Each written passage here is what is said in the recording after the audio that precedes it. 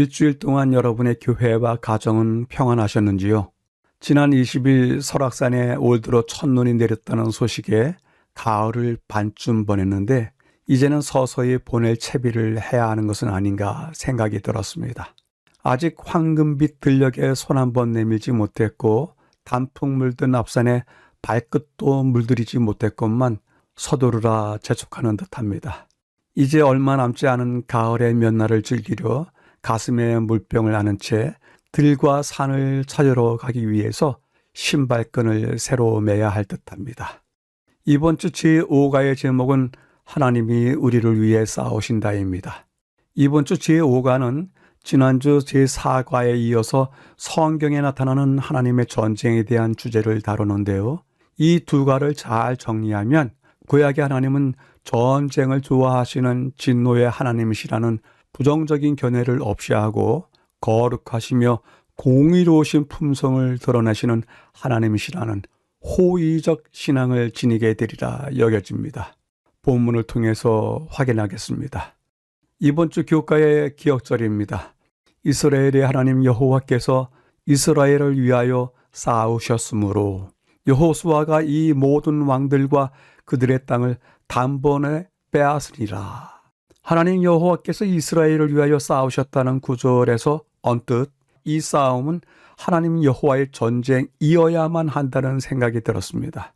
이유는 단순할 뿐 아니라 당연합니다. 그들을 애굽에서 건져내신 까닭이 바로 이 땅을 주시기 위함이었습니다. 따라서 이 땅을 주시겠다고 하신 하나님께서 그분의 신실하심과 충성되심, 그리고 자신의 언약을 이루시는 분으로서의 명예로운 태도가 이 땅을 정복하는 역사와 관련이 있습니다. 따라서 조금도 지연되는 일이 없이 단번에 이루어지게 되었습니다. 오늘의 성경 구절에서 이 두 부분은 우리가 마음에 품어야 될 줄 압니다. 하나님 여호와께서 우리를 위하여 싸우셨다. 나를 위하여 싸우셨다. 그리고 단번에 이루실 것이라고 하는 중요한 어절들을 우리 마음속에 기억하시면서 우리에게 말씀하신 단 하나의 언약일지라도 그분께서 단번에 이루실 것에 대한 기대를 가지시게 되길 바라봅니다. 기억절을 간략하게 줄여보겠습니다. 여호와께서 싸우심으로 그들의 땅을 단번에 빼앗으니라. 이번 주 교과의 매일의 제목들입니다. 일요일 가나안 사람들의 죄악, 월요일 최고 심판자, 화요일 축출인가 멸절인가, 수요일 자유로운 선택, 목요일 평화의 왕. 이번 주 전체의 제목이 흐르는 것을 보면 하나님의 전쟁은 어떤 특성을 가지고 있는가 하는 것들을 볼 수 있습니다. 교과의 구성을 살펴보도록 하겠습니다. 일요일 날에는 가나안 사람들의 죄에 대해서 다루고요. 월요일, 화요일, 수요일은 가나안 전쟁에 깃든 하나님의 의도, 그분의 계획이 무엇인지를 다루고 있습니다. 그리고 목요일 날은 하나님의 전쟁에 대한 성경 전체 이상이 있습니다. 전쟁을 거치시면서 보여주시고자 했던 이상은 무엇인지 확인해 볼 수 있으리라 생각이 듭니다. 전체 배경을 확인하도록 하겠습니다. 하나님이 우리를 위해 싸우신다. 신성한 전쟁, 만물의 주권자, 그리고 평화의 이상이라고 하는 어절들이 보이는데요. 전체 배경에서는 주권자이신 하나님, 전쟁에 관여하신다. 그러면서도 뚜렷한 이상을 가지시고 계시기 때문에 이 전쟁을 진행하신다라고 이야기하고 있습니다. 지난주부터 실험적으로 여러분들에게 포맷을 바꿨는데요. 지금 읽었던 전체 배경의 요약 밑에 작은 네모칸 3개를 마련해서 각 부분마다 중요한 주제들을 적어놨습니다.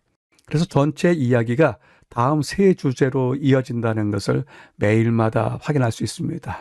그 전체 배경에서 첫 번째 부분은 신성한 전쟁에 대한 이야기, 두 번째 부분은 만물의 주권자에 대한 이야기, 그리고 마지막에는 전쟁과 그 이상에 대한 이야기를 다루고 있습니다. 앞으로의 공부에 있어서 매일마다 이 작은 3개의 네모칸을 통해서 여러분들이 먼저 주제를 확인하고 따라가시면 쉬우리라 생각이 듭니다. 본문을 확인하겠습니다. 여호수아서는 몇 가지 불편한 장면을 담고 있습니다. 하나님의 전쟁 또는 신성한 전쟁, 이것을 우리는 성전이라고 부르는데요. 이러한 이름 아래 하나님의 명령을 받은 한 집단이 다른 집단을 멸망시키는 모습은 심각한 질문을 제기합니다. 우리가 사는 21세기에도 종교적 극단주의자들 또는 원리주의자들이 전 세계를 향해 무자비한 테러를 행해왔는데요. 테러리스트들 역시 종교적 성전, 거룩한 전쟁이라 부르면서 일상을 평범하게 살아가는 시민들과 어린아이들을 향해서 자기 몸을 폭탄으로 불사르면서 함께 죽고자 하는 명분도 납득도 되지 않는 테러를 자행하곤 하였습니다. 그러한 테러와 여호와의 전쟁 사이에는 분명히 차이점이 있습니다. 그 차이점 또한 이번 주 공부를 통해서 확인해 보시게 되길 바랍니다. 가운데 부분입니다. 구약에 나타나는 하나님의 전쟁은 설명하기 어려운 문제일 뿐 아니라 받아들이는 입장도 쉬운 것은 아닙니다. 구약 성경에서 하나님은 우주 만물의 주권자이십니다. 따라서 구약에서 일어나는 모든 일은 어떻게든 그분의 직접적 또는 간접적인 뜻과 관련이 있습니다. 그래서 하나님은 어떻게 그런 일들을 허락하실 수 있는가? 라고 하는 질문을 할 수밖에 없습니다. 그러한 입장에서 성경은 그 질문에 대한 대답을 해 놓아야 하는데요. 이번 주 교과를 통해서 우리가 확실한 대답을 얻을 수가 있습니다. 마지막 부분에서는요, 지난주 우리는 하나님께서 인류 역사상 어떤 전쟁이나 전투보다 훨씬 더 크고 우리 삶의 모든 영역에 영향을 미치는 보이지 않는 큰 전쟁에 직접 관여하고 계신다는 것을 보았습니다. 또 성경 역사와 세속 역사의 사건 모두는 이 대쟁투의 관점에서 볼 때 서로 연결되어 있다는 것을 이해할 수 있었습니다. 이번 주에는 하나님께서 허락하신 전쟁이라고 하는 문제, 하나님의 전쟁의 한계와 조건, 구약 성경 선지자들이 제시하는 궁극적인 평화의 이상, 그리고 그러한 전쟁이 가지는 영적 의미를 계속해서 살펴볼 것입니다. 전체 배경을 요약해 보겠습니다. 하나님이 우리를 위해서 싸우신다. 주제는요, 구약의 전쟁과 사건들, 그들이 하나님의 뜻과 관련되어 있다 하는 것인데요. 이 이야기는 여호수아서는 성전에 불편한 장면들이 있다라고 하는 첫 번째 얘기서부터 시작됩니다. 그럼에도 불구하고 만물의 주권자의 직접적인 간접적인 뜻이 그러한 사건들에 반영되어 있다. 그리고 결과적으로 삶의 영역에 영향을 주는 전쟁들에 대해서 하나님께서 직접 관여하신다. 우리가 그것을 헤아릴 줄 알아야 된다 하면서 요약하고 있습니다. 질문해 봅니다. 개인적인 삶의 비극과 시련, 마치 전쟁처럼요. 시련과 비극이 있다고 하면 그것을 영적인 전쟁과 연결해서 살펴볼 수 있는지요? 그렇게 살펴보시길 바라면서 질문을 해봅니다. 첫째 날입니다. 가나안 사람들의 죄아, 가나안 종교와 사회 관습, 신들의 수준보다 높은 그리고 은혜의 시간을 부여하였다라고 하는 어절들이 보이는데요. 첫째 날에는 가나안에 대해서 집중하고 있습니다. 가나안에 대해서 왜 그들을 정복하고 멸절시켜야 되는지에 대한 이야기를 하고 있는데요. 그 중요한 요소는 가나안의 종교와 사회 관습에 있는 죄악들, 그리고 그 죄악들이 그들 삶을 얼마나 황폐하게 만들었는지 그러한 문제들을 다루고 있습니다. 성경 말씀을 먼저 읽도록 하겠습니다. 창세기 15장 16절. 네 자손은 4대 만에 이 땅에 돌아오리니 이는 아모리 족속의 죄악이 아직 가득 차지 아니함이니라. 레위기서 18장입니다. 내가 너희 앞에서 쫓아내는 족속들이 이 모든 일로 말미암아 더러워졌고 그 땅도 더러워졌으므로 내가 그 악으로 말미암아 벌하고 그 땅도 스스로 그 주민을 토하여 내느니라. 신명기 18장이요. 네게 주시는 땅에 들어가거든 너는 그 민족들의 가증한 행위를 본받지 말 것이니라. 가나안에 거주하던 민족들의 죄악이 무엇을 의미하는지 잘 이해하기 위해서는 여호수아서 너머에 있는 것을 살펴봐야 하는데요. 이 민족들이 행했던 아동제사, 점술, 마술, 주술, 강신술, 영매술과 같은 끔찍한 관습이 그 단서를 제공합니다. 라스 샴나라고 하는 지역에서 발견된 고대 우가렛 문서의 발굴은 가나안 종교와 사회에 대해서 더 깊이 이해할 수 있게 도와줍니다. 그리고 그 문화에 대한 정죄가 그저 이해할 수 있는 정도가 아니라 구약 성경의 도덕적 기준으로는 정당한 것으로서 그들을 정죄할 수밖에 없다고 보여줍니다. 가운데 부분에서요. 가나안 종교는 풍요를 가져오는 자연 현상이 신들과 여신들 간의 성적인 결합에 달려 있다고 여겼습니다. 따라서 그들은 신들의 관계를 자신들의 성적 행위에 빗대어 이해했고 신들과 여신들의 반응을 이끌기 위해서 종교 예식에서 그 같은 행위를 실제로 일삼았습니다.